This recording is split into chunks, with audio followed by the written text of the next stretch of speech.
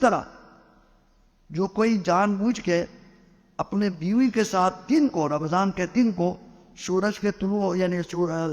فجر کے طلوع ہونے سے، سورج نہیں، فجر کے طلوع ہونے سے لے کر غروب شمس کے درمیان اگر کوئی اپنے بیوی کے ساتھ ہم بستری کرے تو وہ بھی بہت بڑا گناہ ہے۔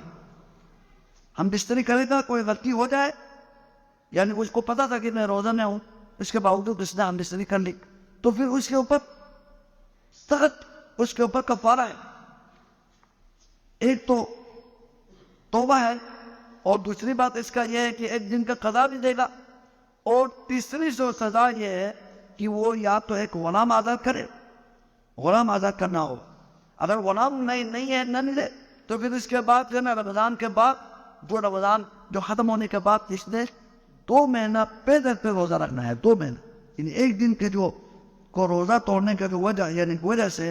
اب اس کے اوپر کفارہ یہ ہے، اس کے اوپر سزا کے طور پر یہ ہے کہ وہ 2 دن مسلسل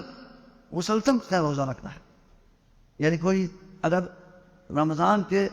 جو دن کا ٹائم، جو روزہ کا جو ٹائم ہے، اس نے اپنے بیوی سے ہم بستری کرے تو اس کے لیے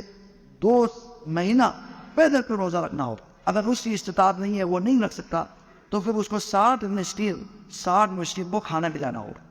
سب سے پہلے غلام آزاد کرنا، اگر اس کی استطاعت نہیں ہے تو پھر 2 مہینہ پیدل پہ روزہ رکھنا۔ 2 مہینہ پیدل پہ وہ روزہ بیمار ہونے کی وجہ سے یا اس نے استطاعت کمزور ہونے کی وجہ سے نہیں رکھ سکتا، تو پھر وہ 60 مسکین کو کھانا کھلائیں گے۔ یہ رمضان کے روزے کو توڑنے کی وجہ سے، جو جماع کی وجہ سے توڑے، اس کے ذریعے کفارہ ہے۔